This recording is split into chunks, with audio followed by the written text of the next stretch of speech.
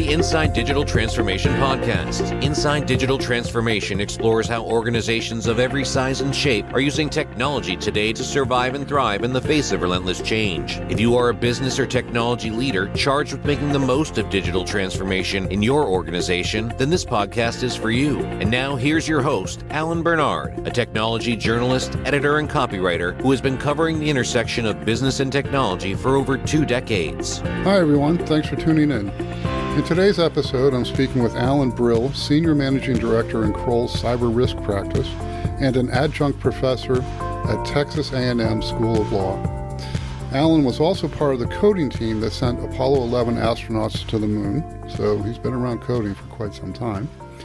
Also on the call today is John Bennett, Global Head of Government Affairs in Kroll's Cyber Risk Practice and a former Assistant Director at the FBI. Today we're going to be talking about why creating software that is secure by design, a relatively straightforward idea, can be so hard to achieve in the real world. Alan, Jack, thank you for being here. Good morning, Alan. How are you, sir? I'm well, thank you. So I like to start off every show by defining digital transformation. So I don't know who to start. I guess, Alan, what's your definition of digital transformation? Well, I come at this having spent the last 48, 49 years in what we now call cybersecurity. Originally, it was computer security, and watching the evolution of the technology from the massive mainframe down to what it is now with PCs and clouds and virtual machines and mobile. And it seems to me that when I think about digital transformation, it is about the phenomenon of companies moving their expectations to where they become, in a sense, digital first. That when they make a decision, digital is part of their decision tree. How can digital help us? Okay.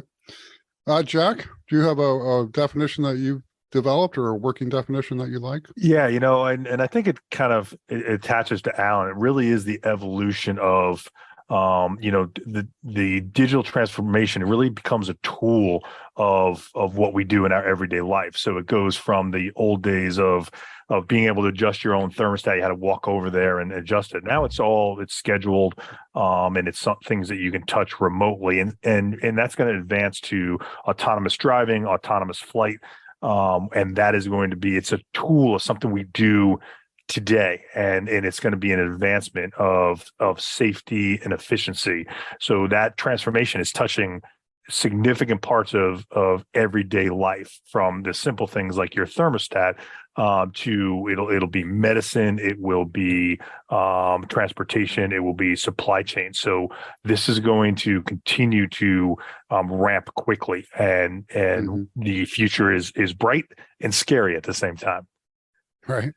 So the integration of digital into everyday life, into everything, pretty much at this point. Indeed, it's kind of what it looks. That seems to be where it's going. Indeed. Right. Okay. Okay. So I mean, it's a nice segue. Getting scary, right? Cybersecurity.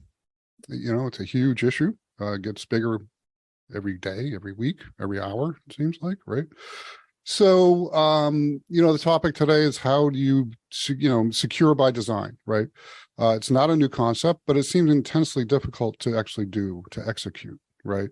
And so I kind of want to get to talk about that, talk about the issue, and then focus as much as we can on how do you solve that problem. Right. It really is about, starting to understand and where does the security begin. And it really needs to be development and security ops on the development side of things, and not after fact. Sometimes people have been rushed to get things to market, and the baked in security has come either later or it's very nascent.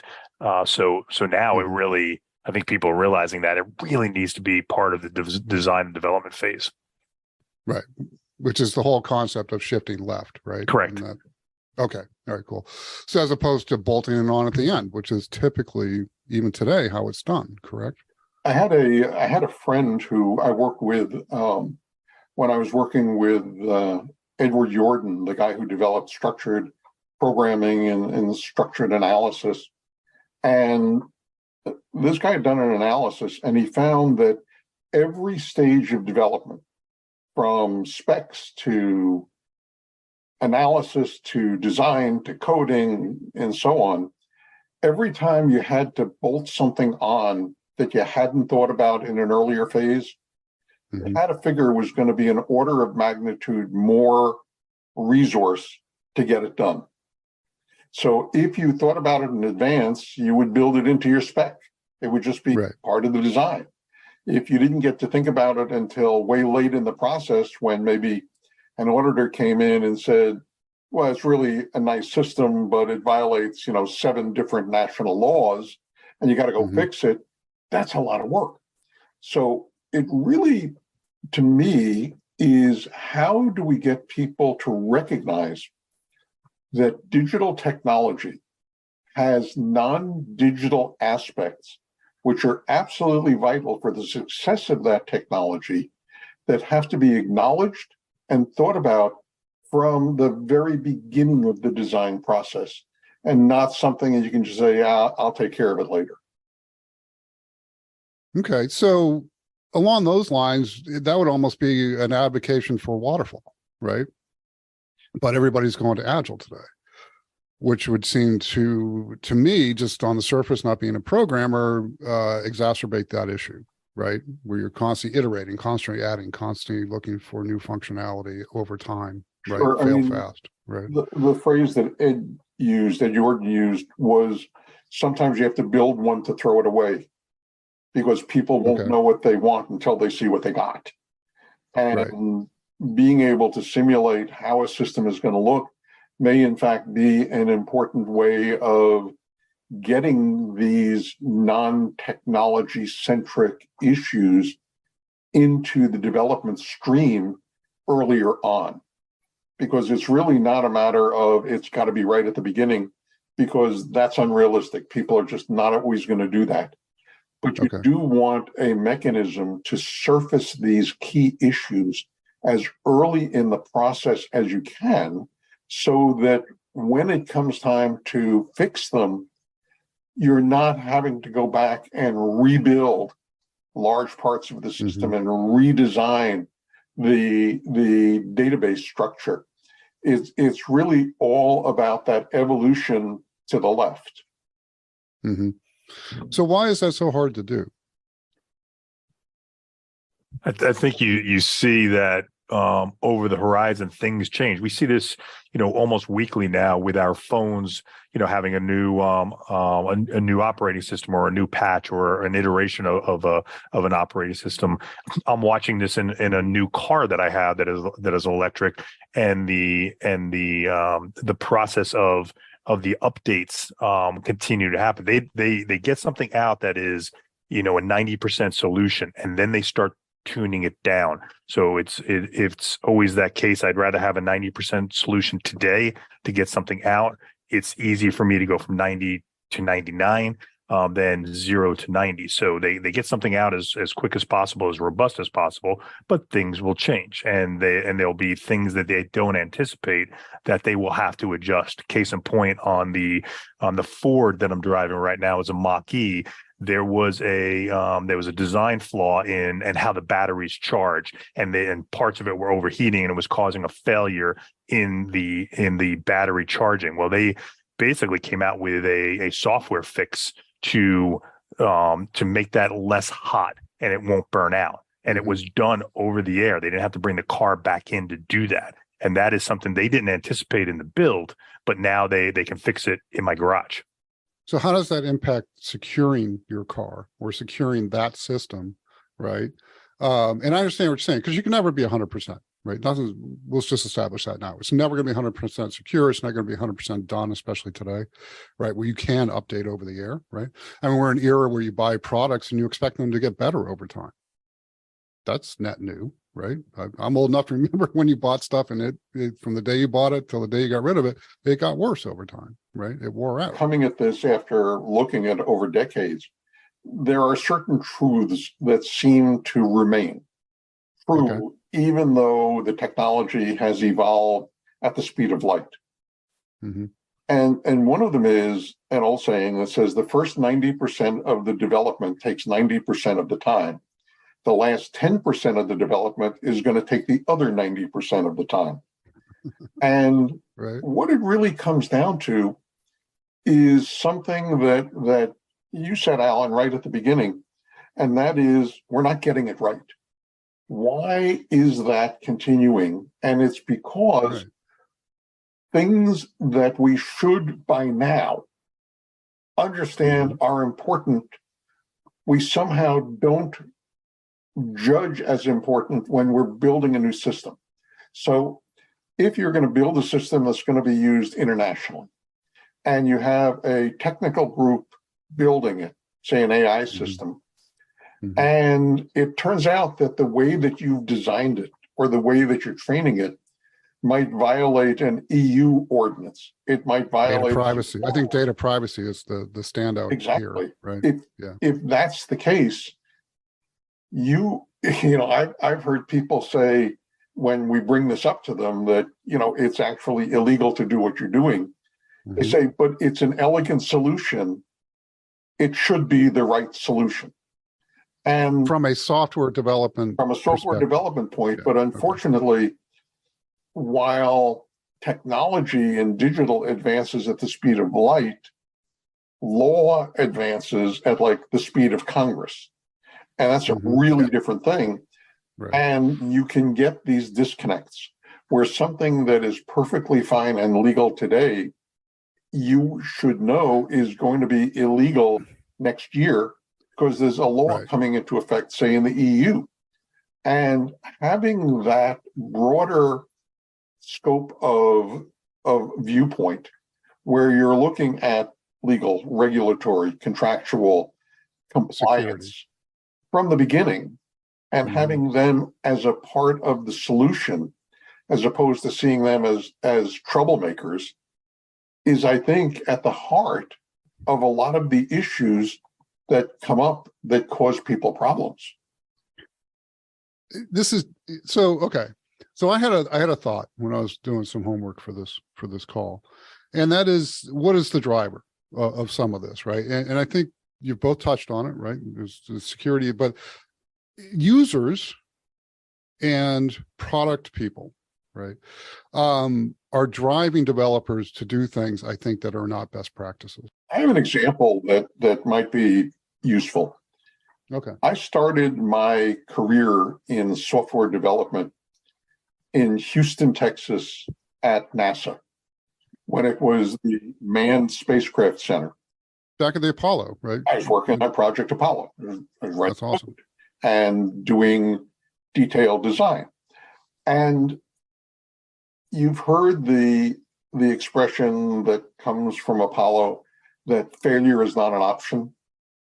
I got to tell you, from the day I got there, that was put into my head that we are going to get this right. Because if we get this wrong, there's 3 people in a space capsule that are going to be the ones who pay the price. And NASA was very smart. Where I was working with the development teams was downstairs from the astronaut office. So you saw the flight crews all the time, and you kind of got to know them, and you didn't actually want to kill them. Okay, there were a couple with their Corvettes that, they could have had a flat tire and it wouldn't have bothered me, but I want to kill them. And, and that was something that was the only word that I can think of, Alan, to really characterize it was pervasive. It was the way we did business. So how do you go ahead? It was, it was going to be belt and suspenders because a belt can break and suspenders can break. And we're going to do it right. So why hasn't that mindset carried forward today? Because now instead of 3 people, it's 3 million. Except that you're putting at risk, right? Except that management doesn't necessarily accept that. And there are competitive pressures. So if you have an electric car, you aren't the only one that's selling electric cars. And you need to get to market in a reasonable time period and to keep your costs at a reasonable level. It was expensive to do what we were doing at NASA. We were double and triple checking, and we were testing the hell out of everything. And, it worked. And the process that you saw on Apollo 13, where they had to come up with a way of building a device from stuff that was in the capsule, it actually worked because it was something we believed in and we tested. That is not necessarily the case now. The pressure can be get the damn thing out. As Jack said, it's got to be good enough, but we'll fix it as we go. Is security inherently impossible to build into the systems today because they're touching other systems? They're interfacing with legacy software. They're interfacing with apps. They're interfacing with the network edge. There is no more network edge. Right, it's gone. Right. So is this an impossible task, or are there platforms and tools available that are trying to solve this problem? And Alan, I think that you're seeing the things from SolarWind and Log4j and some of the really big ones that were out a year or so ago that really have been a wake-up call to a lot of companies in their development process now. They realize that they don't want to be on the 6 o'clock news that they're the problem. The bottom line is that you can't just throw your hands up and say it's too hard. Right. One of the issues in dealing with some of the problems like 0 days are that we're at a point where you as a developer may not know what's in your code because there are so many libraries and things that you just call in that may be around for 20 years, right? That you just don't know what's in there. And even worse, if you're buying or leasing or whatever the legal version of acquiring a package is, you didn't write it. And you don't necessarily know what's in there.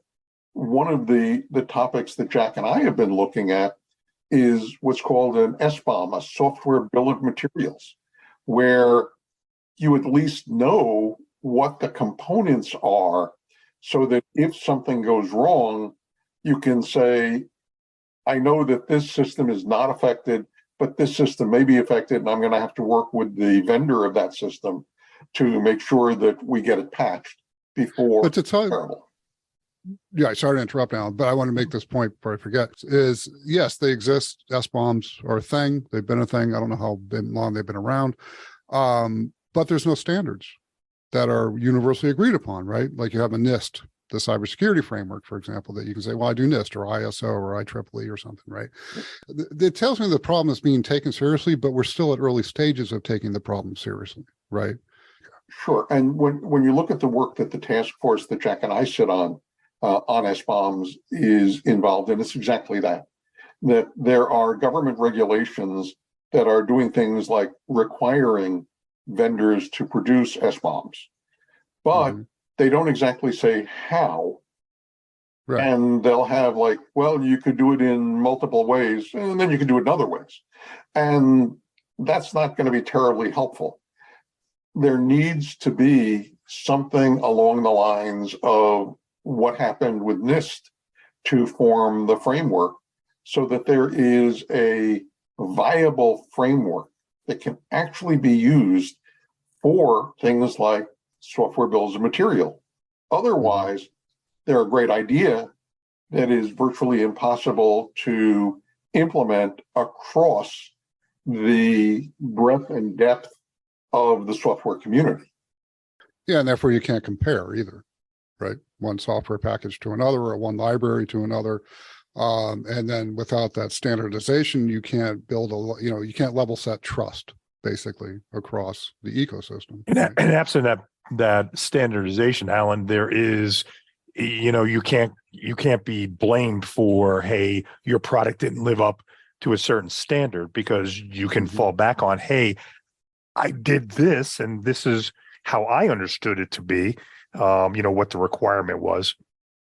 And in fact, they may be exactly right, because as Alan pointed out, the absence of standards in that software bill of material, we think about it, it really is the nutritional label on a product in your grocery store. That is a standardized, government controlled, you will have this on there.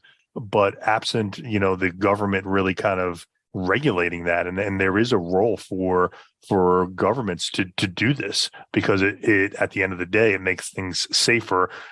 It'd be the same thing for software. Hey, is this software, has it been vetted to a level where I feel safe to ingest this into my network? I think with the Biden executive order, I read a little bit about that. I think they're in there for software for the federal government going forward, which is like California setting a fuel economy standard, right? It just rippled across the industry. When management abandons its role of oversight and says something like, hey, it's technical, I'm not going to understand that. That's your guys' problem. You guys figure it out. But developers, that's not what they do. I mean, sure, they do their best to understand what they're coding for, but they're not compliance experts. They're not legal experts. Nor should they be. I mean, that's not what they do.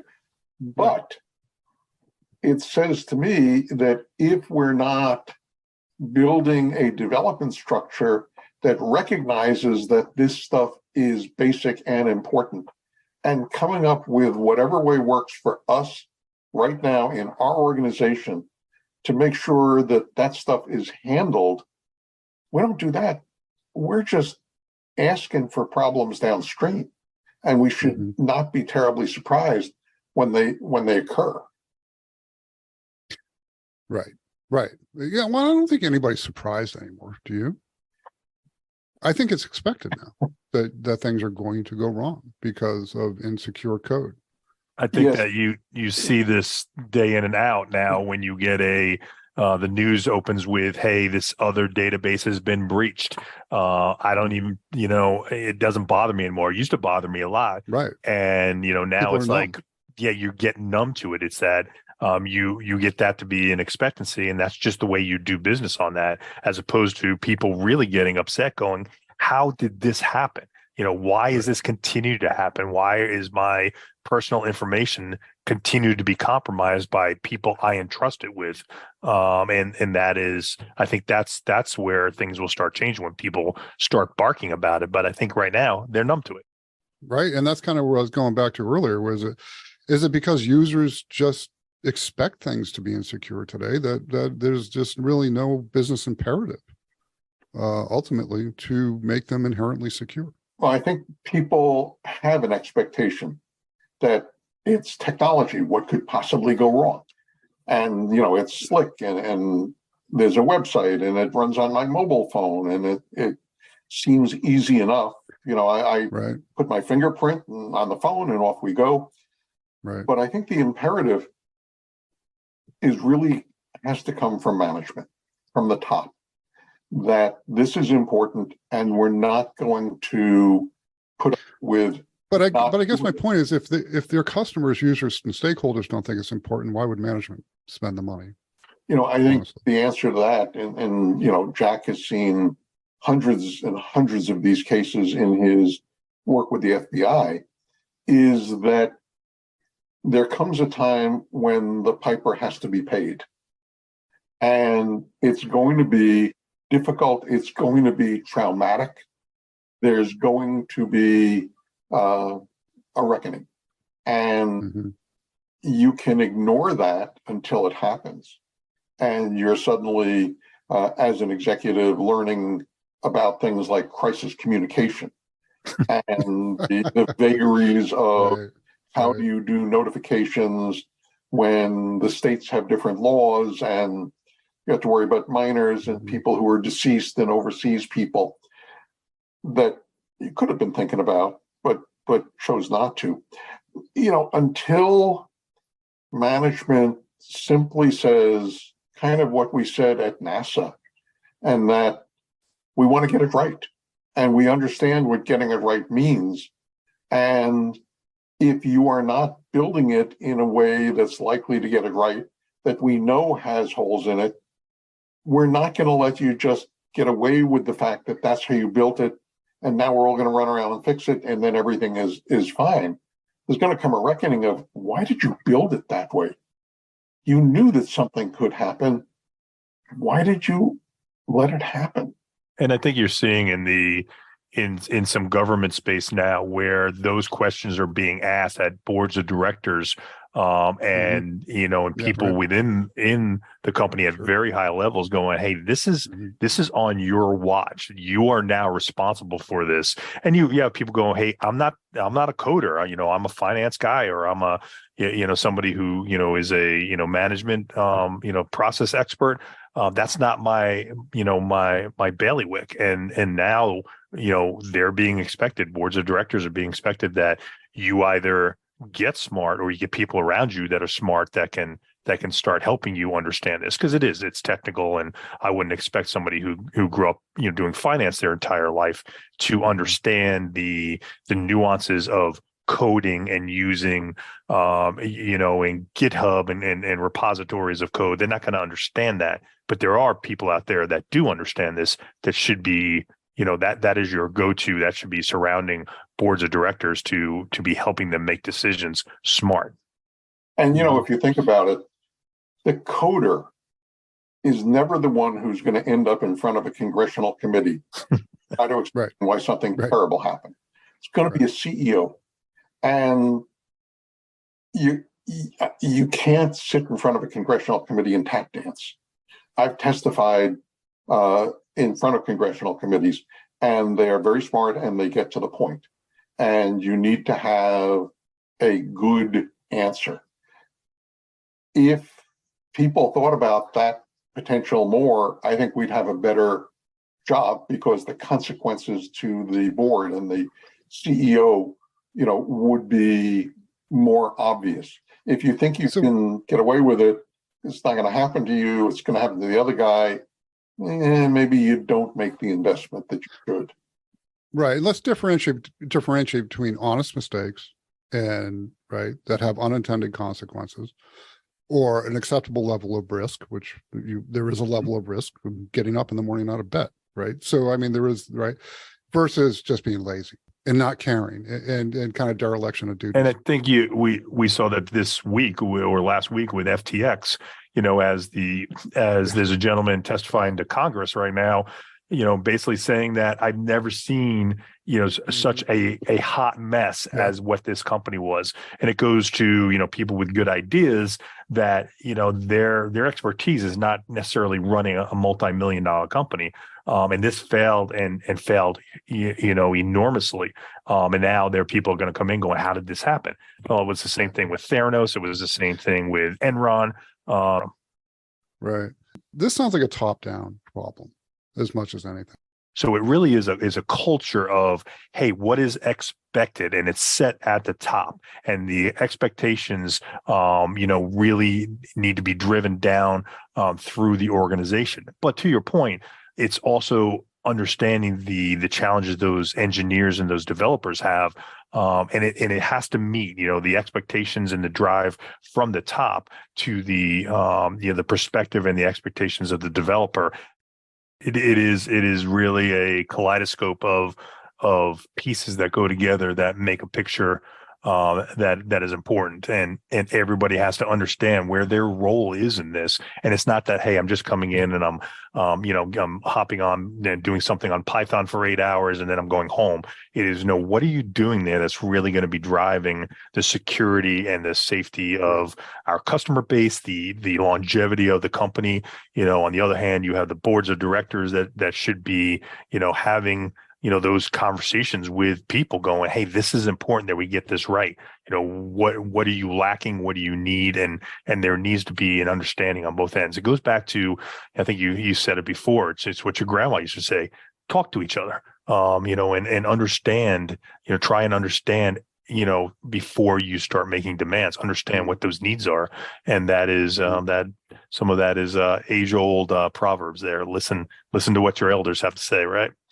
Yeah, we're coming back to analog solutions to digital problems, right? Which is the people part of the equation, right? People, process, and technology, right? So I guess my last question, and I don't know if there's a good answer here, but is it possible to write secure code? Kind of depends on the definition of secure code, right? Okay.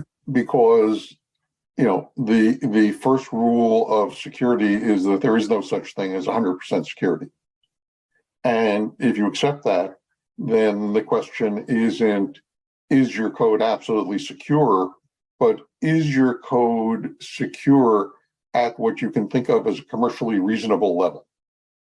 That you've done the right things, you've made the right investments, you've made plans for what you're going to do if there's a failure. And at some point, that's as good as you can practically do. It really goes to the reasonableness. That's going to be the standard that, courts and public opinion are really going to imply on people. Was this a reasonable thing that a company did to protect? And if it wasn't reasonable, then there's going to be payment in the form of reputational damage and financial as well. Mm-hmm. I guess am I even asking the right question? Well, it's really the process. Okay. That's what you're looking at. And that process could be partially done by humans, could be partially done by machines. It can vary based on what's going on. And if you think about it as a process as opposed to a technology, then that's a very basic concept that's been around since at least the 80s, right, of structured analysis. That first think of what you want the system to do. And once you understand what the system has to do, then you can figure out how is the system going to do it. So you have a model of what the system has to do that is functional. And then you move toward what is the incarnation of that model going to be in a given technology for a given company at a given time. All right, gentlemen, thank you. Alan, Jack, thank you very much for your time. It's been a pleasure, sir. I'm glad to help. Alan, thank you. My pleasure. Anytime we can help, just give us a call. If you like this episode, please tell your friends and subscribe. We post new episodes every week. If you'd like to join our mailing list, become a guest, or suggest topics for future episodes, you can find us on LinkedIn, on our landing page at anchor.fm/InsideDT or at InsideDT.net. Talk to you soon.